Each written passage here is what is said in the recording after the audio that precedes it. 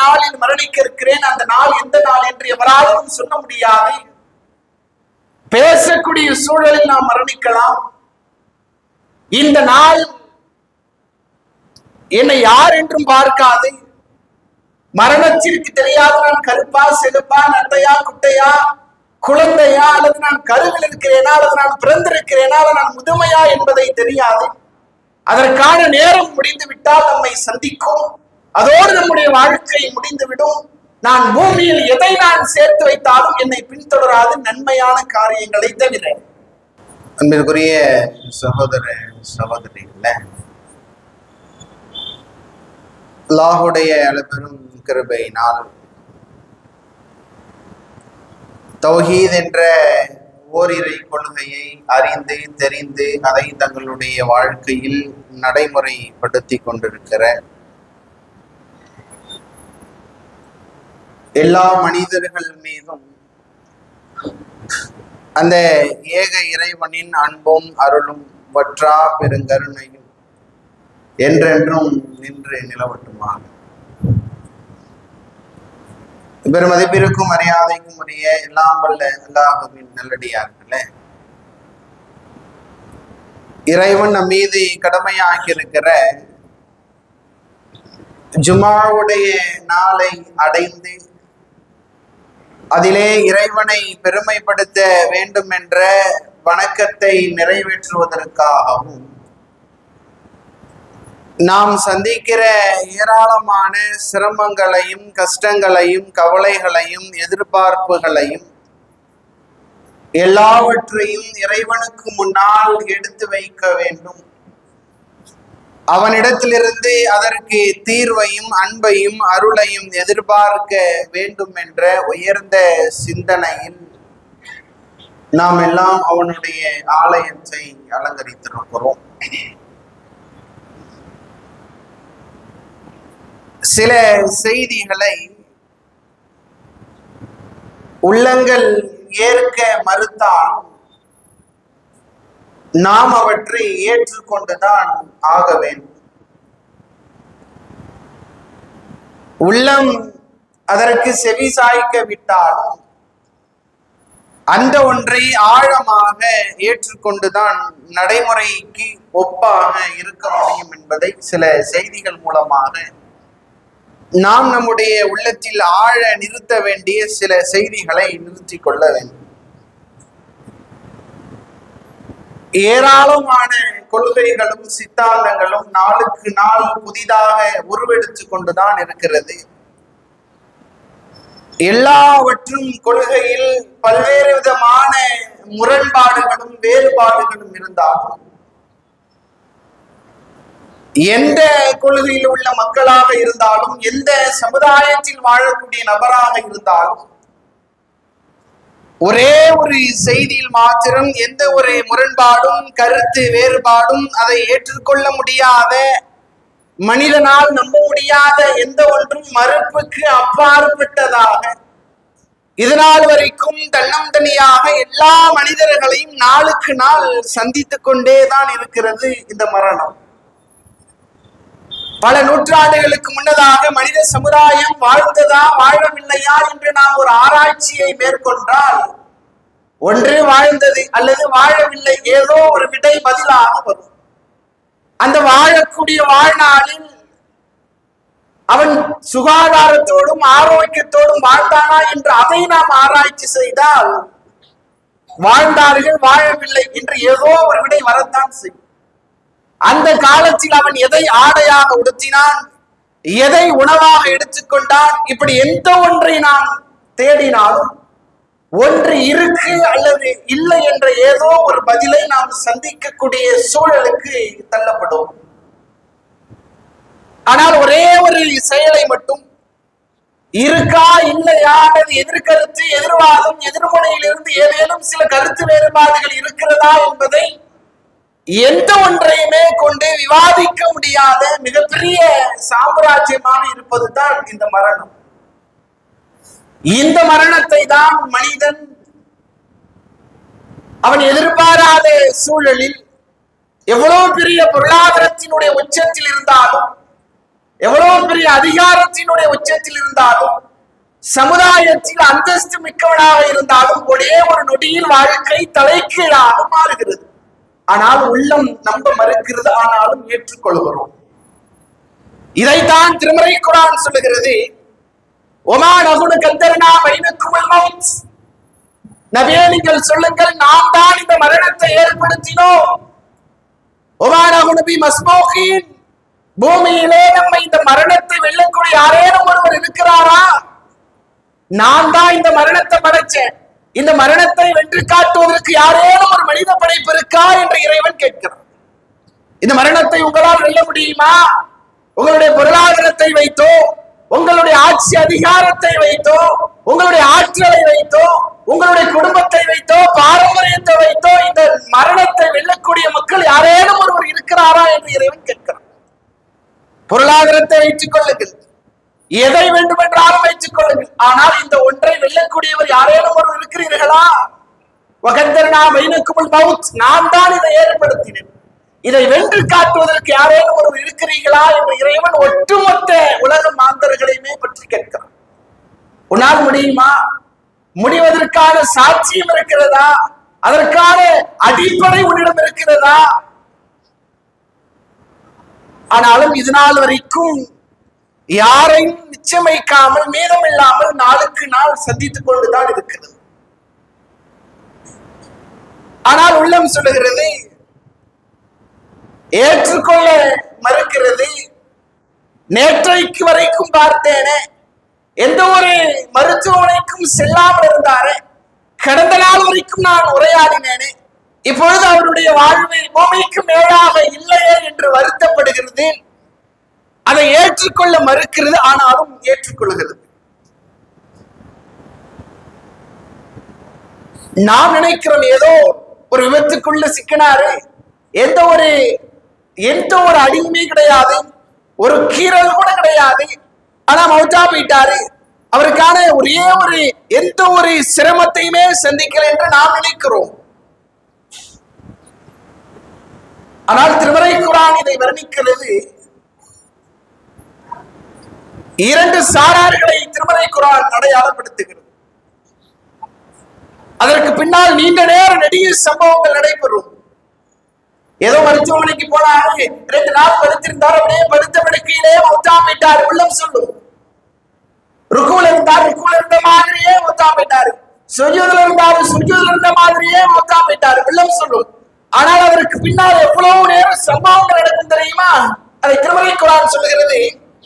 வைன்னல் Abdel மூமினும் வைதா கான ஃபீ.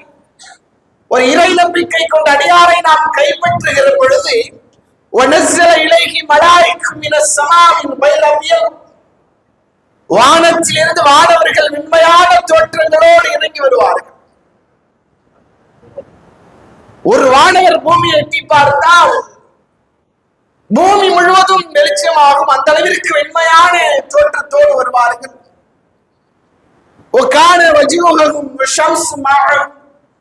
சூரியனை விட பிரகாசமான தோற்றத்தில் வானவர்கள் கூட்டமாக வருவார்கள்.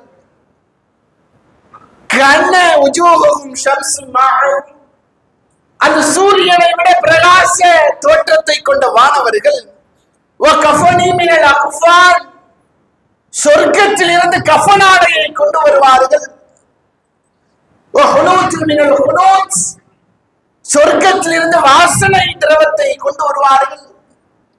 ஹத்தா இஜ்லிசு வமின்ஹு மத்தல் மஸ்ர வஜீஹி வல் மலக்குல் மௌத். மலக்குல் மௌத் அந்த ஐந்த ரவசிஹா, அந்த அடியாரினுடைய தலைக்கு அருகாமையில் அமருவார். ஃபயகூல் அய்யுத்துஹ நஃப்ஸு தய்யிபா. தூய்மையான ஆத்மாவே, உங்களுடைய உயிரை நீங்களாகவே வெளியேற்றுங்கள். அல்லாஹுடைய மன்னிப்பின்பாலும் அல்லாஹுடைய திருப்பொருத்தத்தின்பாலும் உங்களுடைய உயிரை நீங்கள் வெளியேற்றுங்கள். அந்த உயிர் உடலை விட்டு வெளியேறும். அதை பற்றி நபிகளார் சொன்னார்கள். தோல் பையில் இருந்து தண்ணீர் எப்படி தலைக்கு கீழாக சாய்த்தால் வேகமாக வருமோ, அதை விட இலகுவாக வரும். அந்த உயிரை கைப்பற்றுவார்கள்.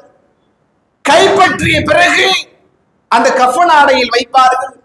ஒமிஸ்க் அவர்கள் கொண்டு வந்த உயர்தர சொர்க்கத்தினுடைய வாசனை திரவத்தை அதற்கு மேலாக பூசுவார்கள். கஃபனை முழுமைப்படுத்துவார்கள். முதல் வானத்தை சந்திப்பார்கள். வானத்தினுடைய காவலாளி கேட்பார், மன் ஹாதா, யார் என்று கேட்பார். அதற்கு வானவர் சொல்வார், ஆனா மலக்குல் மவுத், நான் மலக்குல் மவுத் வந்திருக்கிறேன், நீங்கள் கதவை திறங்கள் என்று சொல்லப்படும். அப்பொழுது வானத்தினுடைய காவலாளி கேட்பாராம், ஃபுலான், ஏம்பா இது யாருடைய மவுத்து? இவ்வளவு வாசனம் கவலை இருக்க, இதற்கு நிச்சயமாக சொர்க்கத்தை தவிர வேறு எந்த போக்கிடம் தான் இருக்கும் என்று அந்த வானவர் சொல்லுவார்.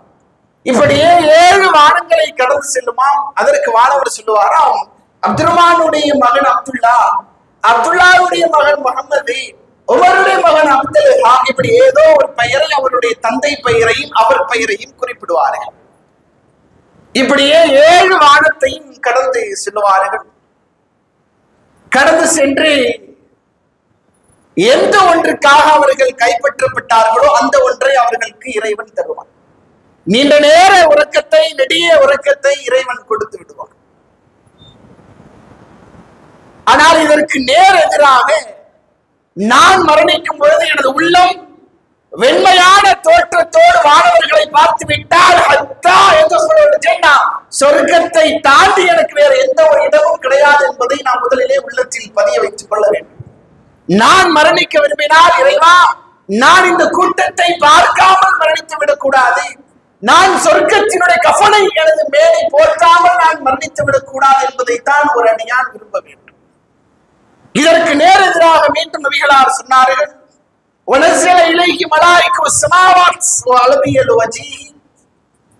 கருமை நிறம் பொருந்திய வானவர்கள் வருவார்கள். அநியாயம் செய்தவருடைய உயிரை காப்பாற்றும் பொழுது, உயிரை கைப்பற்றும் பொழுது கருமையான தோற்றத்தோடு வருவார்கள். நரகத்தினுடைய கஃபனாடையை கொண்டு வருவார்கள். துர்நாற்றம் வீசக்கூடிய வாடையை கொண்டு வருவார்கள்.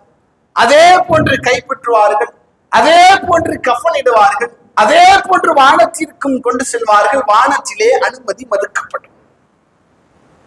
இந்த அநியாயம் செய்த ஆத்மாவிற்கு மேலே இடம் கிடையாது, அதை பூமிக்கு கீழாக கொண்டு செல்லுங்கள்.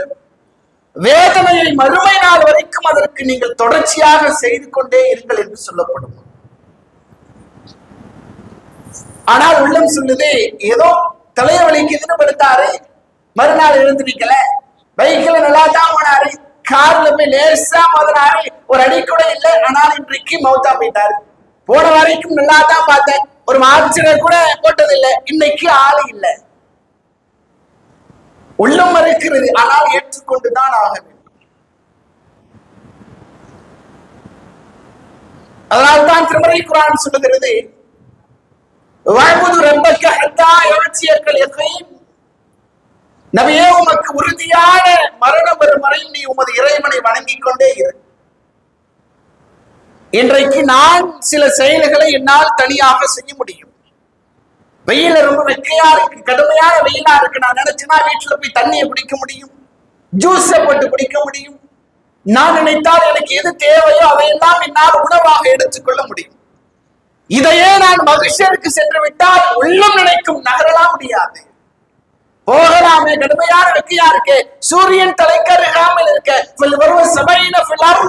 70 முழம் அளவிற்கு வேர்வை ஓடிக்கொண்டிருக்கிறது, தரையும் செம்பு தரையா இருக்கிறது, கால வைக்க முடியல, போய் தண்ணீரை பருகி பெற்று வரலாம் நினைக்கலாம் முடியாது, போகவும் முடியாது.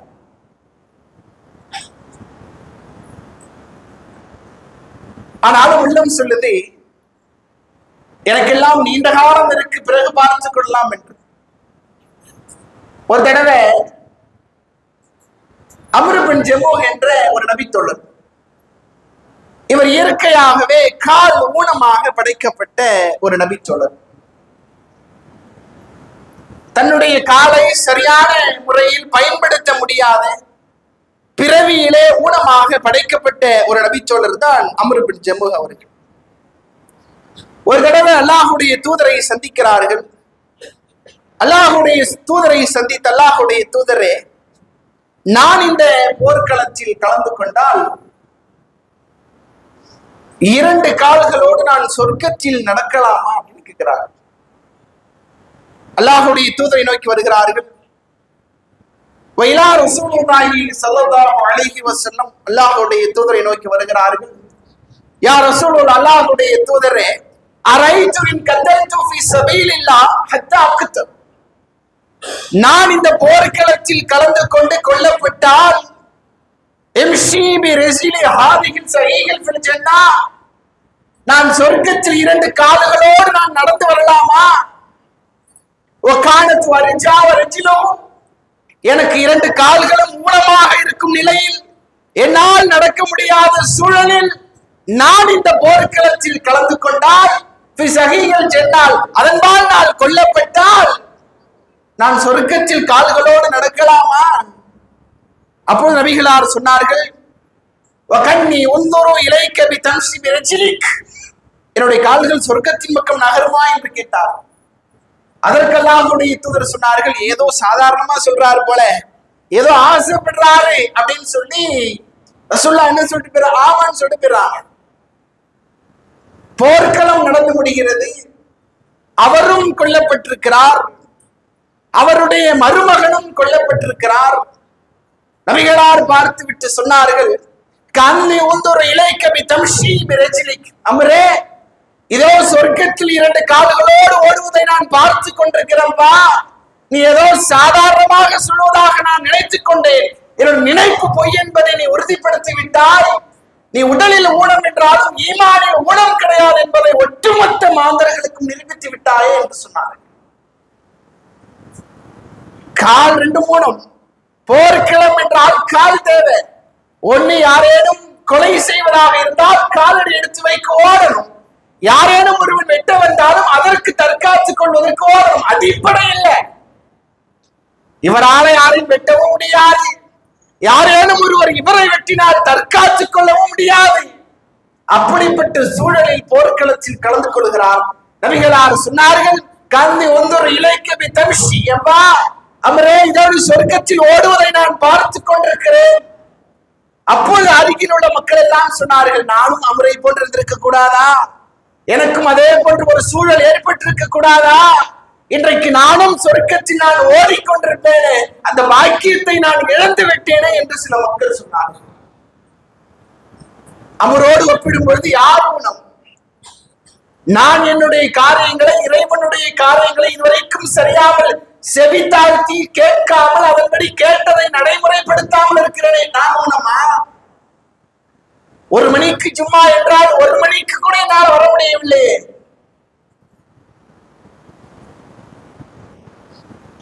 இரண்டாக பிரித்து வைத்திருக்கிறோம்.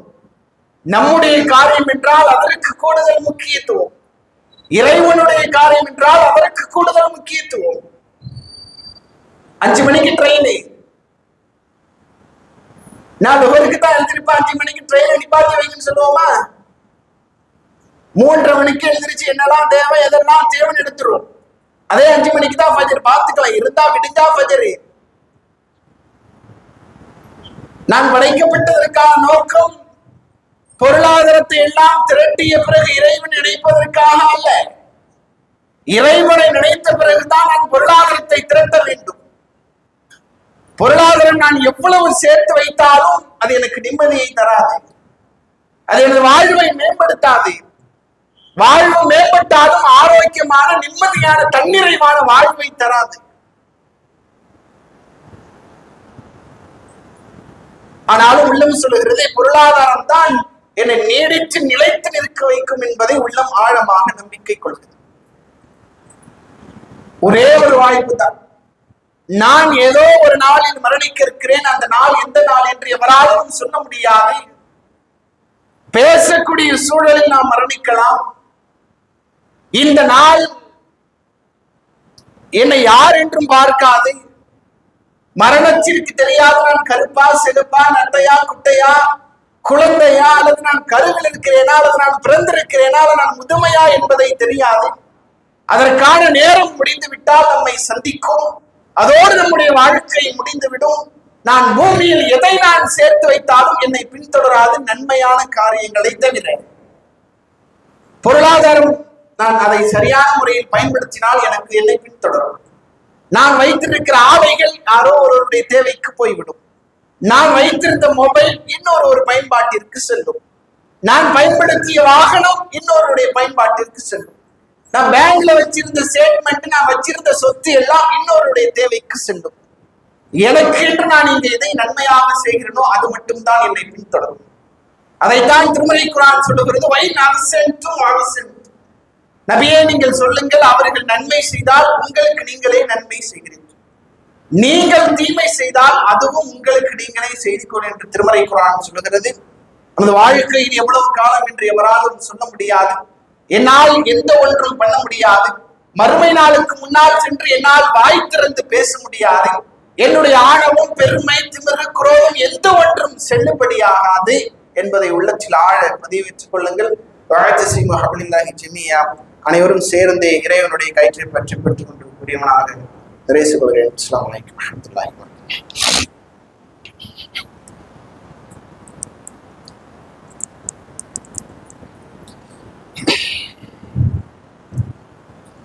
அல்ஹம்துலில்லாஹி ரப்பில் ஆலமீன் வல் ஆகிபத்து லில் முத்தகீன் வஸ்ஸலாத்து வஸ்ஸலாமு அலா சய்யிதினா முஹம்மத் வ அலா ஆலிஹி வஸ்ஹபிஹி அஜ்மஈன். சில மனிதர்களுடைய உள்ளத்துல, பெரும்பகுதியான மனிதருடைய உள்ளத்தில் பதிய வைத்திருக்கிற செய்தி என்னவென்றால், பொருளாதாரம் தன்னுடைய வாழ்வை மேம்படுத்தும் என்ற எண்ணம் இருந்தாலும் பொருளாதாரத்திற்காக அதிகமாக நேரத்தை நாம் செலவிடக்கூடிய சூழலை நாம் உருவாக்கி கொண்டிருக்கிறோம். இன்றைய செய்தித்தாளை புரட்டி பார்த்தால் தெரியும், ஜோஸ் ஆலுகாஸினுடைய ஃபவுண்டர் இன்னைக்கு மௌத்து.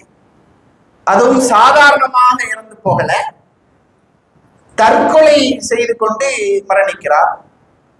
கிட்டத்தட்ட அவருடைய இதுவரைக்கும் கணக்கில் காட்டப்பட்ட பொருளாதாரத்தினுடைய அளவு கிட்டத்தட்ட 800 கோடிக்கு நெருக்கமா இருக்கு.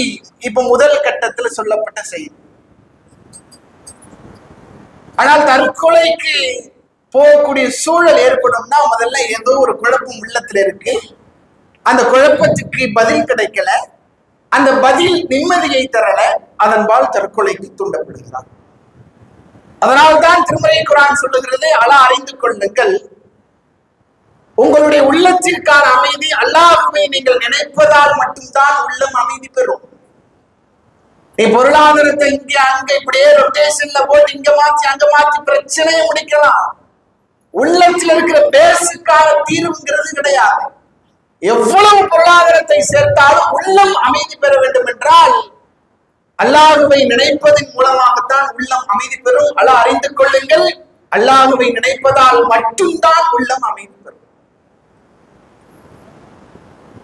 திருமறையும் அதைத்தான் சொல்லுகிறது, ஃபைதா குலியத்தி ஸலாத்து ஃபன்தஷிரு. உங்களை பொருளாதாரத்தை திரட்டுங்கள், திரட்டாதீர்கள், சேர்த்து வைத்துக் கொள்ளுங்கள் என்றால் இஸ்லாம் சொல்லல. நீங்கள் பொருளாதாரத்தை திரட்டாதீங்க, உங்க தேவைக்கு போக திரட்டாதீங்க, சேர்த்து வைத்துக் கொள்ளாது என்றால் சொல்லல. ஃபைதா குலியத்தி ஸலாத்து ஃபன்தஷிரு. நீங்கள் பூமியிலே அல்லாஹ்வை நினைத்த பிறகு நீங்கள் உங்களுடைய அருளை அலைந்து தேடுங்கள், ஓடி தேடுங்கள், எப்படி வேண்டுமென்றாலும் தேடுங்கள். ஆனால் ஃபைதா குலியத்தி ஸலாத், நீங்கள் இறைவனை நினைவு கூறுங்கள். ஃபர்ஸ்ட் ஸ்டேட்மெண்ட் அதுதான். நீ அல்லாஹ்வை வணங்கிக் கொள், அதற்கு பின்னால் நீ அல்லாஹ்வுடைய அருளை எப்படி வேணாலும் தேடு.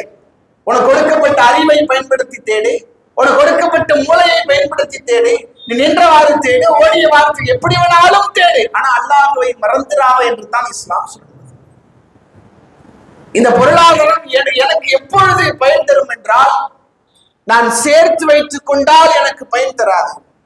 நபிகளார் சொன்னார்கள், நீங்கள் கொடுங்கள், இறைவன் அப்பொழுதுதான் கொடுப்பான். உங்களிலே யாருக்கு பொருளாதாரம் அதிகமாக வேண்டும் என்று ஆசைப்படுகிறாரோ அவர் பொருளாதாரத்தை தர்மம் செய்து கொள்ளட்டும். நான் மரணித்த பிறகு 3 செயல்கள் என்னை பின்தொடரும். அந்த 3 செயல்கள் 2 பூமியில் தங்கிவிடும்.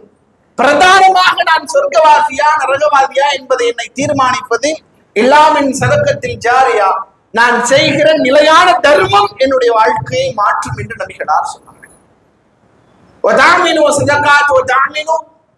நான் எந்த ஒன்றை பூமியில் கொடுத்து சேர்த்தேனோ அது என்னை பின்தொடரும் என்று நபிகளார் சொன்னார். பேங்க்ல சேர்த்து வைக்கிறதோ, நகையோ, இடத்துல இன்வெஸ்ட்மெண்ட் பண்றதோ, அல்லது ஏராளமான வீடுகளை கட்டி விடுறதோ, அப்படி வாடகைக்கு பொருளாதாரத்தை வச்சு அதுல இன்வெஸ்ட் பண்றதோ அப்படி அல்ல. நான் எதை அடுத்தவருக்காக கொடுத்தேனோ, எதை நான் இன்ன பிறருக்காக நான் பொருளாதாரத்தை தர்மமாக கொடுத்து சேர்த்தேனோ அது என்னை பின்தொடரும் என்று சொன்னார். நான் எனக்காக எந்த ஒன்றை செய்கிறேனோ அது மட்டும்தான் என்னை பின்தொடரும். அது நன்மையாக இருந்தாலும் தீமையாக இருந்தாலும் எதை நான் செய்கிறேனோ அதுதான் எனக்கு என்னை தொடரும். மரணம் ஏன் படைக்கப்பட்டதற்கான காரணத்தை இறைவன் சொல்லுகிறான். அல்லது ஹலக்கல் மௌத் வல் ஹயாத், நபியே நீங்கள் சொல்லுங்கள், நாம் தான் இந்த உலகத்தை மரணத்தை நான் தான் படைச்சேன். எல்லோருக்கும் ஒரே மாதிரியான வாழ்க்கையை கொடுத்திருக்கிறேனா?